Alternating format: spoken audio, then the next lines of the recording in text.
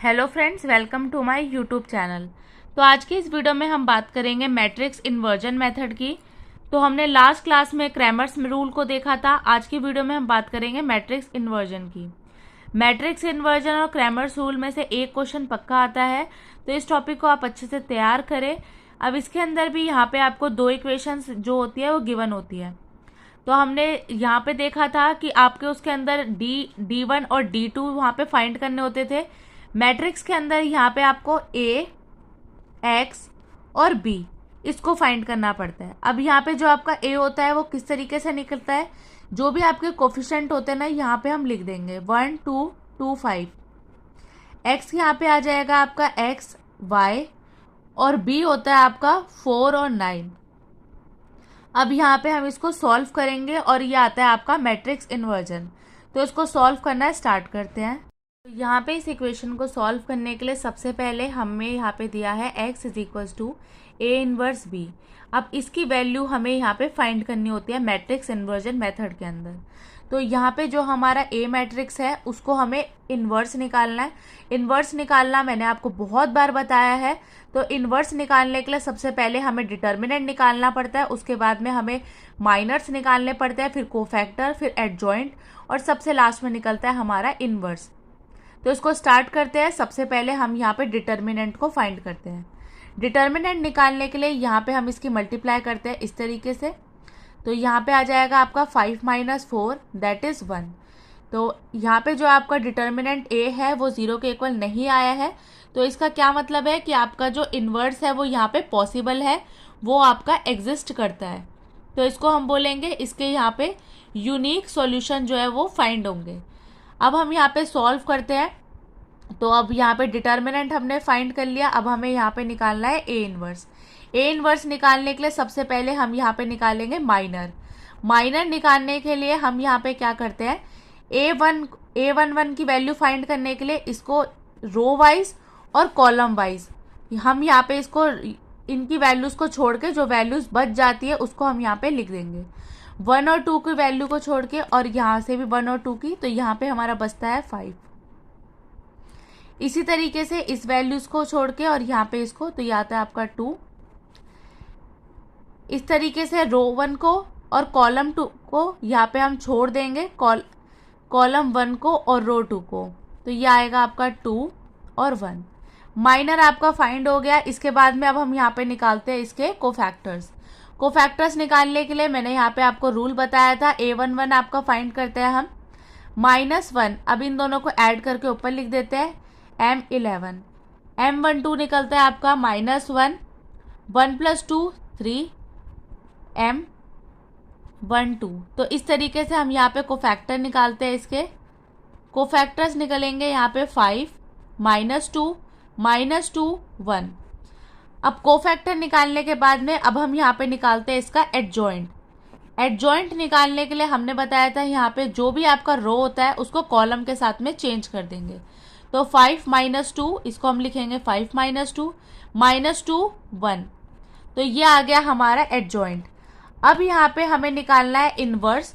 तो इन्वर्स निकालने का हमारा यहाँ पे फॉर्मूला होता है 1/डिटर्मिनेंट of A multiply adjoint of A.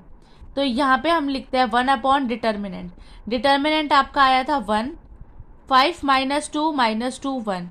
तो यहाँ पे आपका इन्वर्स की वैल्यू जो है वो निकल चुकी है। तो अब यहाँ पे हम इसको पुट करते हैं इस फॉर्मूले के अंदर। तो यहाँ पे हम पुट करेंगे तो ये आ जाएगा 5 -2 -2 1। बी की वैल्यू यहाँ पे आपके क्वेश्चन में गिवन थी 4 और 9। अब यहाँ पे हम करेंगे रो 1 को यहाँ पे कॉलम 1 के साथ में मल्टीप्लाई। 5 × 4 that is 20 minus 2 × 9 18। अब माइनस हमने इसलिए लगाया क्योंकि 2 के साथ में माइनस था। 4 × 2 -8 + 9। तो यहाँ पे आपकी वैल्यूज निकल कर आती है। एक्स और वाई की वैल्यू जो है वो आएगी आपकी 2 और 1। तो एक्स और वाई की जो वैल्यू है वो हमने यहाँ पे फाइंड की है।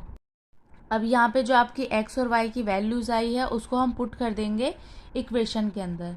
तो हमारी इक्वेशन थी 2x + 5y इसके अंदर हम पुट करेंगे 2 की जगह पे, ये हो जाएगा 4 और ये हो जाएगा 5। तो ये आता है आपका 9 जो कि आपके RHS के बिल्कुल इक्वल आया है। दूसरा है आपका x plus 2y is equal to 4। तो ये हो जाएगा आपका 2 प्लस 2 डेट इज़ 4। तो दोनों ही आपकी जो वैल्यू है वो सेटिस्फाई कर रही है। इसका मतलब है आपके x और y की जो वैल्यूज़ है बिल्कुल सही निकल कर आई है। तो यहाँ पे आपका यूनिक सॉल्यूशन जो है वो फाइंड हो गया। अब यहाँ पे हम करते हैं क्वेश्चन नंबर 2। एक और क्वेश्चन लेते हैं जिसके अंदर हमें सॉल्व करना है दो इक्वेशंस को। 3x plus 11y is equal to 7, 6x plus 22y is equal to 5। अब यहाँ पे हम a डिटर्मिनेंट देखते हैं, तो ये आएगा आपका 3, 6, 11, 22। b आएगा आपका 7, 5 और x आता है आपका x, y। तो इसको हम यहाँ पे सॉल्व करते हैं। हम यहाँ पे सबसे पहले निकालते हैं डिटर्मिनेंट। तो इसको मल्टीप्लाई करते हैं 66 माइनस 66। डिटर्मिनेंट a आ गया आपका 0।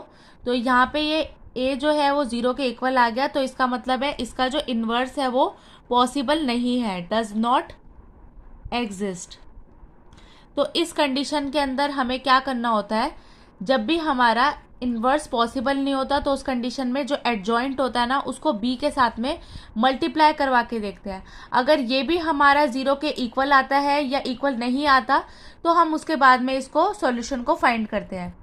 इन केस अगर हमारा यहाँ पे डिटर्मिनेंट जो है वो 0 के इक्वल आता है और adjoint of a into B ये भी आपका 0 के इक्वल आता है, तो इसका क्या मतलब है, इसके यहाँ पे आपके इनफाइनाइट सॉल्यूशन होंगे जिसको हम बोलते हैं मैनी सॉल्यूशन।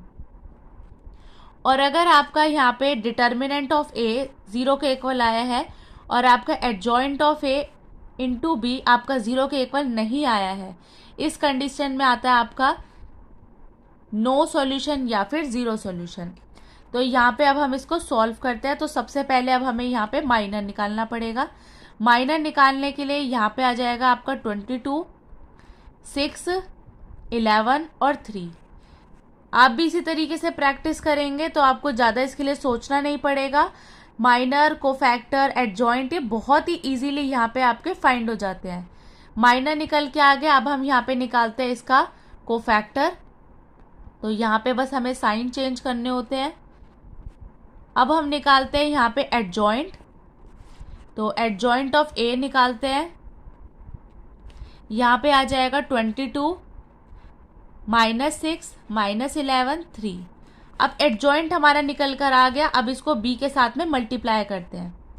तो यहाँ पे आ जाएगा 22 माइनस 6 माइनस 11 3 मल्टीप्लाई b आपका दिया था क्वेश्चन में 7 और 5।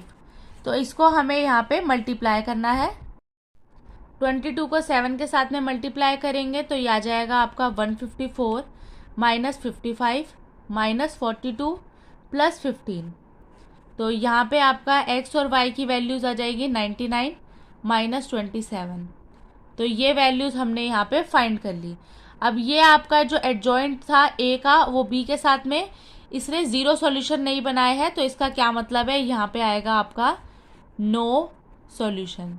क्योंकि ये जो वैल्यूज़ है वो 0 के इक्वल नहीं आई है तो हम इसको फर्दर सॉल्व नहीं कर सकते। अब यहाँ पे लेते हैं हम एक और क्वेश्चन। ये क्वेश्चन आपका होमवर्क क्वेश्चन होगा। यहाँ पे आपका solve x plus 5y is equal to 7, 3x plus 15y is equal to 21। तो इसको हम यहाँ पे सॉल्व करते हैं। तो इसके अंदर आपका ए मैट्रिक्स बनेगा 1, 3, 5, 15। डिटर्मिनेंट ऑफ ए आपका निकल कर आएगा 15 माइनस 15 दैट इज 0। अब इसको हम फर्दर सॉल्व करेंगे जिससे हमें ये पता चलेगा कि इसके अंदर यहाँ पे adjoint of A multiply B 0 के इक्वल है या फिर नहीं है। तो वैसे आप इस क्वेश्चन को खुद से सॉल्व करें, बट मैं इस क्वेश्चन को यहाँ पे सॉल्व करके दिखाती हूँ। तो इसके अंदर हमारा डिटर्मिनेंट ऑफ ए जो है वो फाइंड हो गया। अब यहाँ पे अब हम निकालते हैं इसके माइनर। माइनर निकालने के लिए यहाँ पे आ जाएगा हमारा 15, इसके बाद में आ जाएगा 3, 5, यहाँ पे हो जाएगा 1। यहाँ पे अब हम निकालते हैं कोफैक्टर।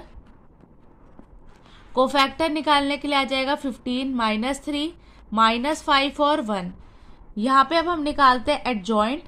एडजॉइंट निकालने के लिए बस हमें रो को कॉलम के साथ में चेंज करना पड़ता है।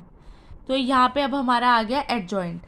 अब एडजॉइंट की यहाँ पे हम मल्टीप्लाई करेंगे बी के साथ में, adjoint of A multiply B.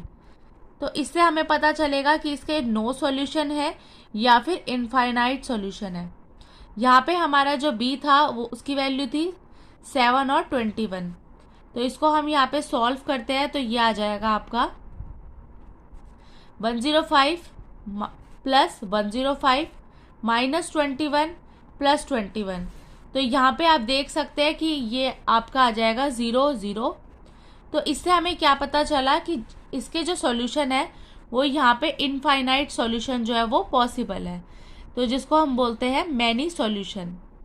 Many solution इसके यहाँ पे पॉसिबल है। तो इस कंडीशन के अंदर यहाँ पे जो हमारे x और y होता है उसको हम क्या करते हैं, k के साथ में वैल्यू पुटिंग करते हैं। तो x की जगह पे यहाँ पे हम k पुट करते हैं तो ये आ जाएगा आपका 5y आ जाएगा 7 minus k is equals to 7 minus k upon 5। तो इस तरीके से यहाँ पे k हम जो होता है ये आपकी आर्बिट्री वैल्यू होती है जिसके अंदर यहाँ पे 1 2 3 4 कुछ भी पुट कर सकते हैं। इसके यहाँ पे बहुत सारे सॉल्यूशन जो है वो हम फाइंड कर सकते हैं। तो इस तरीके से हम इसको सॉल्व करते हैं। तो यहाँ पे अगर आपका आता है determinant of A equal to 0। अब इसके यहाँ पे हमने दो कंडीशंस देखे हैं, adjoint of A multiply B देखते हैं और adjoint of A multiply B. पहली होती है कि वो 0 के इक्वल नहीं है और वो 0 के इक्वल है। जब वो 0 के इक्वल नहीं होती तो इसके अंदर आता है आपका नो सॉल्यूशन, और जब भी वो इक्वल आ जाता है तो उसके अंदर आता है आपका मैनी सॉल्यूशन। तो इसी तरीके से हमें इन्वर्जन को यहाँ पे सॉल्व करना है। आज की इस वीडियो में हमने 2x2 की मैट्रिक्स को यहाँ पे सॉल्व किया है।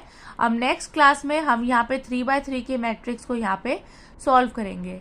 आज की वीडियो में बस इतना ही। अगर आपको मेरी वीडियो अच्छी लगी हो तो प्लीज़ लाइक करें, चैनल पे नए हो तो आप सब्सक्राइब करें और आप मेरी वीडियो को ज़्यादा से ज़्यादा शेयर करें। Thank you so much for watching.